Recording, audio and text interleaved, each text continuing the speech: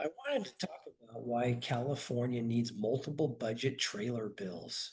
Because this question often gets raised around budget time, why there's so many trailer bills and whether or not they're actually needed.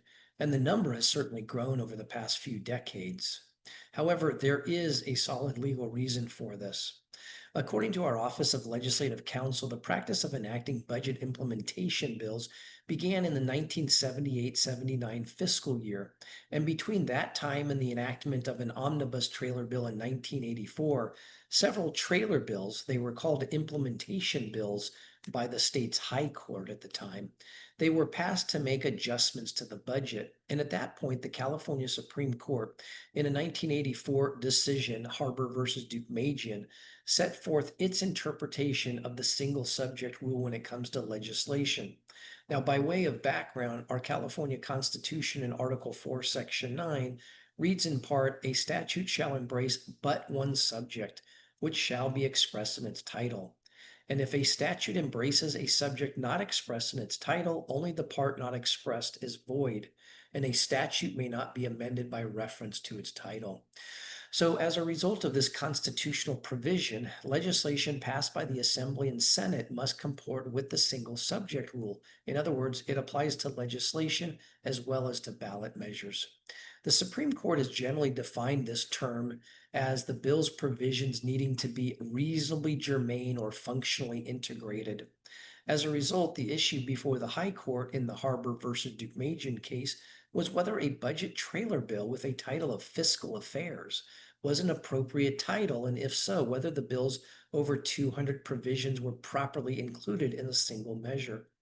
Here, the state's Supreme Court said a cursory examination of some of these measures reveals that they suffer from the same defect as Bill 1379. That is, they combine in a single bill numerous provisions which have no relationship with one another, nor are they reasonably germane to the object of the bill, except in the broad sense that we hold to be improper.